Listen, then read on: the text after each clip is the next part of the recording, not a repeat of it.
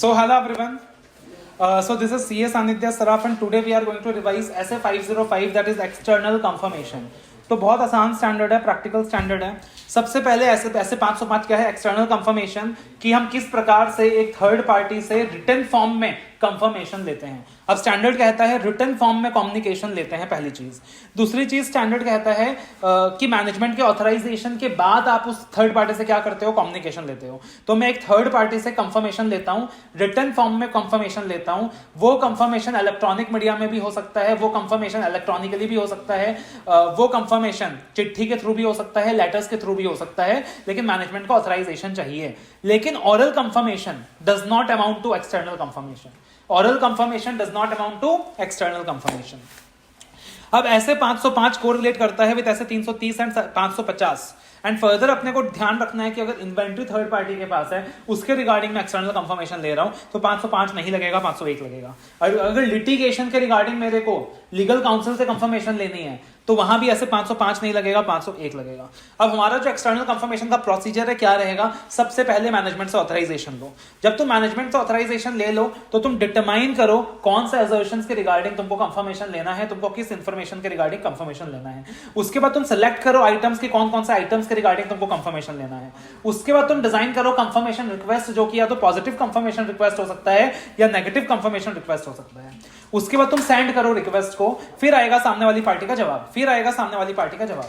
अब जब सामने वाली पार्टी का जवाब आएगा, रिस्पॉन्स आएगा, तो रिस्पॉन्स 4 कैटेगरीज में बढ़ सकती हैं. सबसे पहला हो सकता है क्लाइंट का रिस्पॉन्ड आए ना, क्लाइंट रिस्पॉन्ड ही ना, थर्ड पार्टी रिस्पॉन्ड ही ना करे. दूसरा हो सकता है कि भाई जो रिस्पॉन्स है वो विदाउट एनी एक्सेप्शन आ जाए और मेरे को रिस्पॉन्स की रिलायबिलिटी में भी कोई शक नहीं है, कोई फ्रॉड रिस्क फैक्टर नहीं है. तीसरा सिचुएशन हो सकता है कि रिस्पॉन्स तो आया मगर मेरे को रिस्पॉन्स की रिलायबिलिटी में शक है. और चौथा सिचुएशन हो सकता है कि रिस्पॉन्स तो आया मगर एक एक्सेप्शन है, मतलब फिगर्स मिसमैच हो रही हैं. तो पहला सिचुएशन कि रिस्पॉन्स में कोई एक्सेप्शन नहीं है, विदाउट एनी एक्सेप्शन, तो मैं देखूंगा कोई फ्रॉड रिस्क फैक्टर नहीं है, रिस्पॉन्स विदाउट एनी एक्सेप्शन आ गया है, तो yes external confirmation can be used as substantive procedure. जो एविडेंसेस मेरे को मिला है वो रिलायबल है, रेलिवेंट है. दूसरा सिनेरियो है कि रिस्पॉन्स अनरिलायबल है. तो रिस्पॉन्स अगर अनरिलायबल है, जैसे फॉर एग्जांपल मान लीजिए रिस्पॉन्स तो आया लेकिन आपको पता चला कि जिन लोगों ने रिस्पॉन्ड दिया वो फर्जी है, उनका बाद में जीएसटी रजिस्ट्रेशन कैंसिल हो गया, उनका बाद में पता चला कि वो फेक आइडेंटिटीज थी. तो आपने क्या करा, वहां पे आपने ये देखा कि भैया रिस्पॉन्स अनरिलायबल है, कहीं फ्रॉड रिस्क फैक्टर तो नहीं है, एंड आपने डिसाइड करा कि मेरे को फर्दर क्या क्या ऑडिट प्रोसीजर्स परफॉर्म करना है. तीसरी चीज रिस्पॉन्स इंडिकेटिंग एक्सेप्शन. तो आप इन्वेस्टिगेट करोगे कि वो जो एक्सेप्शन आया है, जो मिसमैच आया है, वो एक मिस स्टेटमेंट है या नहीं है, whether that amounts to a misstatement. Right, अगर मिस स्टेटमेंट है तो ऑब्वियसली उन मिस स्टेटमेंट्स को अपने को कंसीडर करना होगा, आगे अपना इंप्लीकेशन ऑन रिपोर्ट डिसाइड करना होगा कि मेरे को मॉडिफाई करना है कि नहीं करना. और फिर अगर नॉन रिस्पॉन्स है, रिस्पॉन्स ही नहीं आया, तो भैया मतलब स्टैंडर्ड का गिवन प्रोसीजर में परफॉर्म नहीं कर पाया, मेरे को ऑल्टरनेटिव ऑडिट प्रोसीजर्स परफॉर्म करना पड़ेगा. या फिर सिमिलरली अगर मैनेजमेंट ने मेरे को अलाउ नहीं किया किसी थर्ड पार्टी से कंफर्मेशन लेने के लिए, तब भी मुझे वहां पे क्या करना पड़ता है sir, alternative audit procedures perform करना पड़ता है. अगर मैनेजमेंट ने मुझे अलाउ नहीं किया थर्ड पार्टी से कंफर्मेशन लेने के लिए, तो सबसे पहले मैनेजमेंट से वहां मैं रीजन पूछता हूं कि आप आखिरकार क्यों रिफ्यूज कर रहे हो, रीजन जस्टिफाइड है कि नहीं है, whether the reason is justified. मैं देखता हूं कि कहीं कोई फ्रॉड रिस्क फैक्टर तो नहीं है. अगर मैनेजमेंट मेरे को रिफ्यूज कर रहा है तो उसके पीछे कहीं कोई फ्रॉड रिस्क फैक्टर तो नहीं है और जस्टिफाइड रीजन है कि नहीं है. उसके बाद मैं परफॉर्म करता हूं ऑल्टरनेटिव प्रोसीजर्स, और ऑल्टरनेटिव प्रोसीजर्स से काम चलाने की कोशिश करता हूं, SEE लेने की कोशिश करता हूं, और ऑल्टरनेटिव प्रोसीजर्स परफॉर्म करके भी एविडेंसेस नहीं ले पाया, तब जाकर मैं क्या करता हूं, रिपोर्ट को मॉडिफाई करता हूं. अब पार्टिकुलरली जब भी रिस्पॉन्स आएगा मेरे पास, तब मेरे को ध्यान रखना है कि वो कौन से 4 कैटेगरी में फिट बैठता है, वहां पे कौन से 4 कैटेगरी में फिट बैठता है.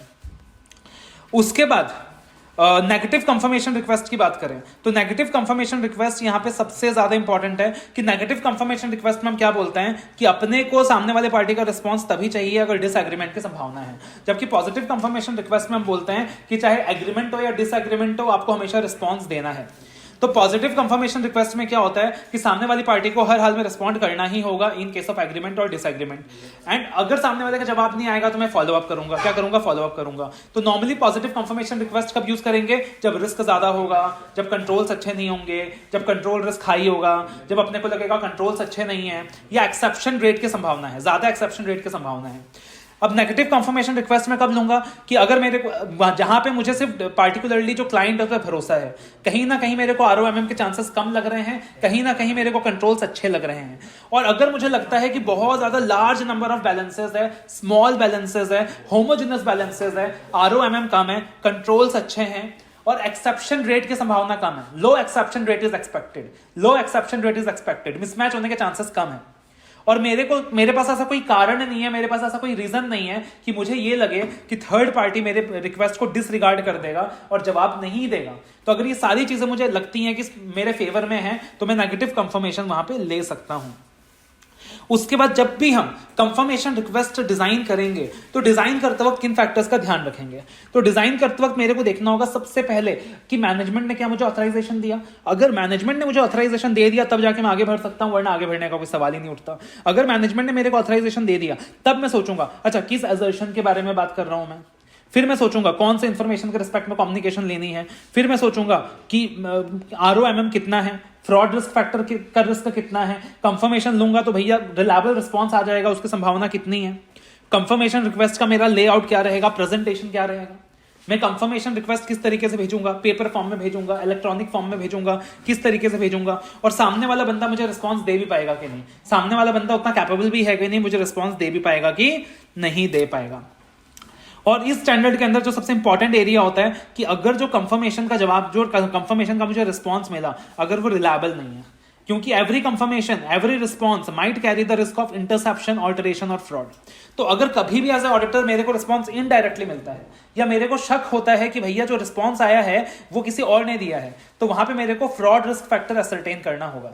साथ ही साथ अगर इलेक्ट्रॉनिक वे में मुझे रिस्पॉन्स मिल रहा है, इलेक्ट्रॉनिकल रिस्पॉन्स मिल रहा है, it is very difficult to identify the proof of origin and authority of the respondent. It is very difficult to identify the proof of origin and authority of the respondent. तो यहां पे इस risk को mitigate करने के लिए मैं क्या करूंगा, जब मैं इलेक्ट्रॉनिक वे में कंफर्मेशन ले रहा हूं, मैं इंक्रिप्शन टेक्निक्स यूज करूंगा, मैं डिजिटल सिग्नेचर टेक्निक्स यूज करूंगा। और अगर मेरे को लगता है कि भैया रिस्पॉन्स प्रॉपर सोर्स से नहीं है, रिस्पॉन्स जो सामने वाला है वो ऑथराइज्ड नहीं है टू गिव द रिस्पॉन्स, या कहीं ना कहीं इंटीग्रिटी कॉम्प्रोमाइज हुई है रिस्पॉन्स की, तो वहां पे मैं फ्रॉड रिस्क फैक्टर क्या करने वाला हूं, एसरटेन करने वाला हूं।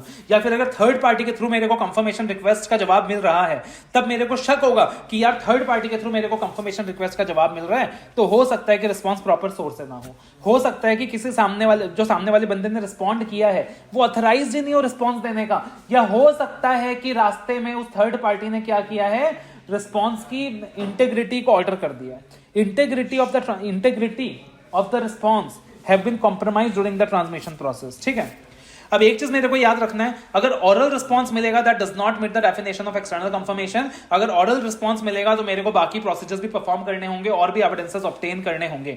और अगर रिस्पॉन्स मिला उसमें कोई रेस्ट्रिक्टिव लैंग्वेज यूज हो रही है, तो इसका मतलब ये बिल्कुल नहीं है कि रिस्पॉन्स रिलायबल नहीं है। अगर मेरे को फ्रॉड रिस्क फैक्टर मिल रहा है, अगर मेरे को लग रहा है कि इंटेग्रिटी कहीं ना कहीं कॉम्प्रोमाइज हुई है, ट्रांसमिशन में कहीं ना कहीं इंफॉर्मेशन में छेड़छाड़ हुई है, तब जाकर मुझे उसकी रिलायबिलिटी में डाउट होगा। बट अगर सिर्फ एक रेस्ट्रिक्टिव लैंग्वेज यूज हो रहा है, उस वजह से मैं उस पार्टिकुलर कंफर्मेशन की रिलायबिलिटी में डाउट नहीं करूंगा।